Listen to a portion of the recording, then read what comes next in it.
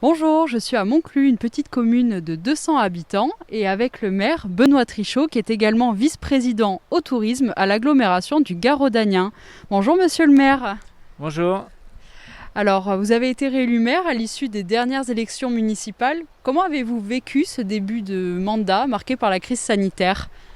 Un peu difficile effectivement. On était dans l'incertitude. On a eu voilà, beaucoup de choses à gérer en même temps. Voilà, et encore je m'estime heureux en étant un mandat supplémentaire parce que je plains les nouveaux élus qui sont arrivés dans ces conditions-là où ils avaient tout à apprendre et tout à gérer. Alors Monclus, c'est un des plus beaux villages de France. C'est donc un village très touristique. Et je voulais savoir, est-ce que la crise sanitaire a eu un impact sur la saison estivale cette année ? Est-ce que vous avez senti une différence ? Oui, clairement. Clairement, on a senti beaucoup de locaux. Déjà, la saison s'est élargie. Dès que les gens ont été déconfinés, sont venus en nombre. Bon, au grand air, espacé, etc. Mais je veux dire, on a eu beaucoup de clientèle locale, beaucoup de 80% de Gardois et beaucoup de gens à proximité des départements voisins et un peu du Rhône. Donc, mais c'est vrai que les Belges, Hollandais, etc. sont beaucoup moins venus, même s'il y en a eu quand même dans le secteur. Ouais. Alors même en cette année difficile, donc les touristes ont été au rendez-vous. Et justement, pour une petite commune comme la vôtre, comme la Roque-sur-Cèze, comme Éguez, comment faites-vous pour absorber ces flux de touristes, notamment au niveau du stationnement ? Et est-ce que l'agglo, à travers sa compétence tourisme, aide ? Alors effectivement, nous la problématique c'est ça, hein, c'est que l'hiver on est très peu nombreux, on est peut-être 50 habitants dans le village, et puis l'été les maisons secondaires s'ouvrent, les gîtes aussi, le commerce s'ouvre et les parkings se remplissent avec le marché et puis toutes les animations touristiques. Alors effectivement, cette année, avec l'Office du tourisme, on a eu une grande difficulté à organiser, vous savez, en fonction des conditions qu'il y a eu. Voilà, on a des investissements importants à mettre en place, nous, communes, pour absorber ce flux. On a réglementé l'entrée du village parce que trop de véhicules dans le village, ça nuit à la fois aux habitants mais aussi aux touristes. Hein. C'est beaucoup mieux d'arriver ici près du pont pour visiter le village parce que c'était l'entrée officielle à l'époque médiévale. Voilà, on essaie d'œuvrer comme on peut avec les moyens qu'on a pour accueillir le mieux possible le touriste. Et puis c'est vrai que ça va dans l'identité un peu tourisme vert qu'il y a sur la commune depuis quelque temps, que les véhicules restent plutôt à l'extérieur, ça préserve le cadre. Au-delà de la commune, c'est sur toute la communauté d'agglomération, hein, en étant vice-président au tourisme, effectivement, c'est cette image qu'on veut vraiment véhiculer. On a l'Ardèche à côté avec ce flux touristique important, très important, voire trop important en tout cas pour nous. Nous, on veut un tourisme vert, de qualité, voilà, respectueux de l'environnement. Et voilà, on s'efforce, nous, à véhiculer cette image qualitative de notre territoire.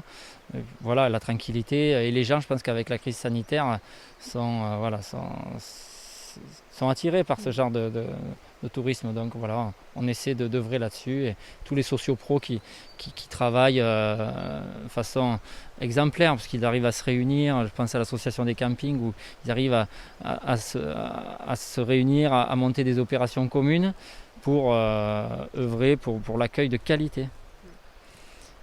Alors justement, on parlait des flux de touristes tout à l'heure.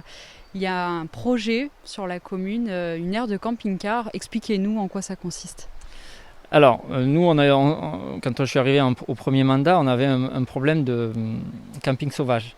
Voilà, c'était non géré, donc de façon anarchique. Et donc, on s'est dit, on ne pouvait pas laisser tous ces camping-cars errer à droite à gauche. Donc, on a voulu investir sur une aire de camping-car aménagée, qui sera payante et qui se situera à l'entrée du village, hein, près de la ressourcerie, la recyclerie qu'on a sur la commune.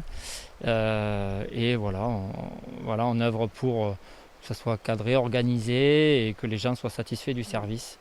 Après, tous ces retombées économiques nous permettront aussi d'investir dans le village, nettoyer, embaucher quelqu'un pour maintenir une visite agréable de la commune. Donc voilà, on investit sur le tourisme avec les moyens qu'on a, mais je pense que c'est une solution pour avoir discuté avec beaucoup de camping-caristes qui peut convenir au plus grand nombre. Bien sûr, Il y a des gens qui sont adeptes du camping sauvage, mais on peut pas, quand on a beaucoup de touristes, on ne peut pas laisser faire. Et enfin, vous avez une autre casquette, c'est celle de président du syndicat mixte AB16. Et il y a en ce moment une grande opération pour sensibiliser et inciter les habitants à économiser de l'eau. Alors, expliquez-nous un petit peu quelles sont les différentes options du dispositif pour cela. Alors effectivement, voilà, comme vous pouvez le voir, nous, la cesse c'est quelque chose d'extrêmement important et c'est vrai que moi, ça me tenait à cœur de pouvoir prendre du temps pour cette rivière qui est à la fois pour le tourisme, à la fois pour l'agriculture, pour l'industrie côté Salindre, etc. Pouvoir préserver notre ressource et de diminuer le nombre d'arrêtés préfectoraux qui obligent et qui empêchent tout arrosage. Donc on essaie plutôt de travailler en amont, de gérer cette ressource et de pouvoir économiser l'eau. Donc c'est dans ce sens qu'on a porté ce projet qui permet aux gens d'acheter des cuves de récupération d'eau de pluie à moitié prix. Mais aussi du matériel hydroéconome, des mousseurs de robinet, des chasses d'eau, etc. qui économisent de l'eau. Et si vraiment on a une politique importante dans la famille, on peut économiser jusqu'à 40 mètres cubes. Donc voilà, c'est un vrai impact avec le nombre d'habitants. Il y a 111 000 habitants sur le bassin. Et donc voilà, tout le monde n'achètera pas le dispositif, ce matériel, mais sensibiliser, c'est aussi notre mission première et il faut que les gens comprennent qu'on est tous responsables et que les usages qu'on fait de l'eau fait qu'on a plus ou moins d'eau dans la rivière et qu'on peut continuer à irriguer et que nos agriculteurs peuvent fonctionner et que les touristes puissent se servir de cette rivière pour se rafraîchir l'été car il fait plutôt chaud. Et ainsi préserver ce magnifique cadre. Merci beaucoup en tout cas, monsieur le maire. Merci beaucoup.